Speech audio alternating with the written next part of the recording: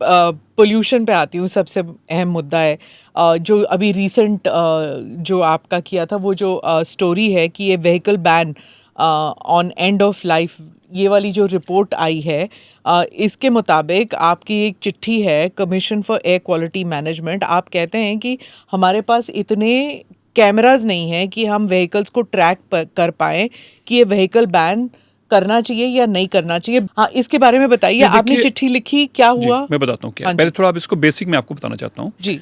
दिल्ली की सरकार, जो पहली सरकार थी अरविंद केजरीवाल जी की, उन्होंने ये तय किया कि वो दिल्ली में कैमरे लगाएंगे और कैमरों से गाड़ियों को आइडेंटिफाई करेंगे। ये जानकारी उन्होंने जब COQM को दी तो COQM ने ये जानकारी माननीय सुप्रीम कोर्ट को भी दी। सुप्रीम कोर्ट ने इसको अच्छा कदम बताया और कहा कि इसको जल्दी लागू किया जाए। COQM ने इसका ऑर्डर जारी किया और कहा कि 1 जुलाई से लागू होगा। स्मिता जी, 2 बातें इसमें सामने आई। एक, जो लोग दिल्ली के, एक तरफ दिल्ली सरकार का नोटिफिकेशन है जो फेब 2024 का है, आज से 1 साल पहले का। उसमें उन्होंने कहा कि जब एंड ऑफ लाइफ व्हीकल को हम पकड़ेंगे, अगर वो पब्लिक प्लेस में है, अगर वो पेट्रोल पंप पे है और या पब्लिक प्लेस पे पार्क्ड है या सड़क पे चल रहा है, हम उसको पहली बार पकड़ के उसको चालान करेंगे और चालान करके एक मौका देंगे कि वो दिल्ली से बाहर ले जाए।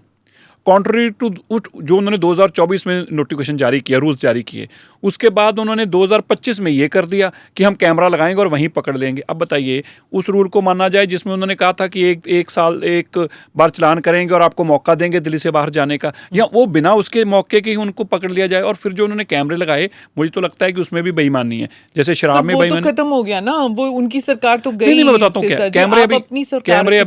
कैमरे अभी 1 जुलाई से शुरू होने थे ना, जो लगा के दे के गए थे। मुझे तो उसमें भी गड़बड़ी लग रही है क्योंकि कैमरे भी ठीक लगे या नहीं लगे, उसका टेंडर निकला था कि तो नहीं, पता नहीं क्या था, भगवान जाने, उसको चेक कर रहे हैं। हाँ। लेकिन अभी की बात यह है कि हमने COQM को बताया कि इसमें 3-4 चैलेंजेस हैं। वो गलत, उन्होंने जो काम किया गलत किया है। कैमरे से गाड़ियां पकड़ने का प्रोसेस ही गलत है। उसका एक रीजन है, टेक्निकली बहुत बड़ा फ्लॉ है। आप सोच के देखिए, 2 गाड़ियां एक पेट्रोल पंप पे खड़ी हैं, दोनों 10 साल से पुरानी हैं। एक को वो कह रहा है कि मैं पकड़ूंगा, दूसरे को कह रहा है मैं नहीं इसको पकड़ सकता। तो बताइए कैसे होगा? क्यों? जिस पे हाई सिक्योरिटी नंबर प्लेट है वो तो आइडेंटिफाई कर रहा है कैमरा, जिस पे HSP नहीं है, हाई सिक्योरिटी नंबर प्लेट नहीं है, उसको आइडेंटिफाई नहीं कर रहा। तो बताइए, ये तो एक जाति होगी कि एक आदमी ने अपने आप को मॉडर्नाइज करने के लिए HSP भी लगा ली, उसको पकड़ के आप बंद करेंगे और दूसरा आदमी वहीं खड़ा, उसकी गाड़ी बंद नहीं होगी। तो इसलिए हमने बताया कि हम अभी इस स्थिति में नहीं है कि इसको लागू कर पाएँ। दूसरा कारण क्या है कि गुड़गांव में तेल मिल रहा है, फरीदाबाद में मिल रहा है, नोएडा में मिल रहा है। ये तो सरकार सब जगह तय करे COQM। तो इसलिए हमने उन्हें कहा है हम वेट कर रहे हैं मंडे तक को इसका क्या जवाब देंगे। ये एक तो वो कैमरा वाली बात हुई। दूसरी जो है कि मीडिया में बैकलैश इसलिए भी हुआ कि लोग कह रहे हैं कि जब हमने पोल्यूशन चेक किया हुआ है, हमने गाड़ी को मेंटेन किया हुआ है, तो 10 साल हो, 15 साल हो, 20 साल हो, why is it end of life? तो फिर या तो PUC मत करो आप। मैं तो सहमत ही नहीं हूँ। एंड ऑफ लाइफ कोई वर्ड नहीं है। ये कैसे जनरेट हुआ भगवान जाने, क्योंकि माननीय सुप्रीम कोर्ट के पास है, अब उनके पास इसको लेके जाना पड़ेगा। पर मैं आपको इसकी छोटी सी हिस्ट्री बताना चाहता हूँ, बहुत दिल्ली वालों के लिए इंपॉर्टेंट है। देश में हम अकेला ही ऐसा हमारी दिल्ली है जिसमें एंड ऑफ लाइफ है।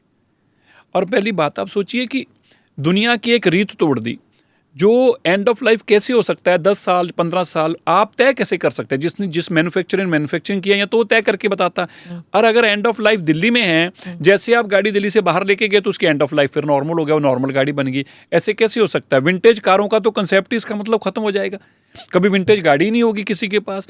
तो दूसरी बात, ये कैसे प्रज्यूम, आपके पास एक गाड़ी है, आप उसको केवल 2000 किलोमीटर महीने की चलाते हैं, 10 साल में आपने 20,000, 30,000, 40,000 किलोमीटर चलाई। और कोविड के टाइम तो चलाई नहीं, एक टैक्सी ड्राइवर है, हाँ। उस गाड़ी को रोज 4,000 किलोमीटर 2,000 किलोमीटर चला रहा है। उसने 5 सालों में गाड़ी ऐसी खड़ी कर दी कि जिसमें से पोल्यूशन आना शुरू हो गया। आपकी 10 साल में भी नहीं हुई जिसमें आ रहा हो। तो ये हम 10 साल भी क्यों देंगे? मेरा तो ये कहना है 10 साल भी नहीं होने चाहिए, 15 भी होने चाहिए। अगर पोल्यूटिंग है तो 5 साल में भी खत्म होनी चाहिए, और अगर नॉन पोल्यूटिंग है तो 50 साल भी चलनी चाहिए। बड़ा सिंपल है। इसके लिए हम रास्ता देख रहे हैं। वो पुरानी, फिर आप कहेंगे पुरानी सरकार की बात नहीं करूंगा, बीमारी जो देके गए हैं, बीमारी का इलाज तो तभी करेंगे ना। लॉ तो आप लेके आए थे, फिर आपने रिवर्स कर दिया। जो अभी जो किया कि हम डीजल नहीं देंगे, नहीं, हमने कोई लॉ लेके आए। तो मैं आप बताना चाहता हूँ स्मिता जी, आपकी अपडेट देना चाहता हूँ जी।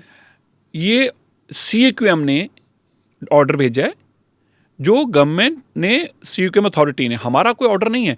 हमने उनको रिक्वेस्ट किया, लिखकर भेजा वापस कि आप इस ऑर्डर को अब तब तक इम्प्लीमेंट ना करें दिल्ली में जब तक कि बाकी सारे नेबरिंग स्टेट्स में वो आप तो नहीं करते। रिवर्स हो गया ना, ये तो यू टर्न लिया आप लोगों ने, पहले नहीं, पर तो हमने किया ना। कहाँ ऑर्डर किया, हमने को ऑर्डर किया ही नहीं। तो चीफ मिनिस्टर ने कहा ना कि अब हम करेंगे नहीं, हम आपको ये बता रहे हैं कि ऑर्डर सीयूकेएम का है, लागू दिल्ली के अंदर होना था, जो कि ऑलरेडी लागू है एंड ऑफ लाइफ व्हीकल पे, लेकिन अभी पेट्रोल नहीं मिलेगा, इसका भी उन्होंने ऑर्डर किया हुआ है। ये ऑर्डर उन्हीं का, हमारा को ऑर्डर पास नहीं है। ठीक है, तो फिर आप अब कंफ्यूज हैं बैन के ऊपर की स्पष्ट है हम तो आपकी सरकार? स्पष्ट है, हमारी स्पष्ट है, हमारी तो स्पष्ट है। Do subscribe to the ANI Clips channel to get shorter versions of this podcast. Click here to watch the full episode.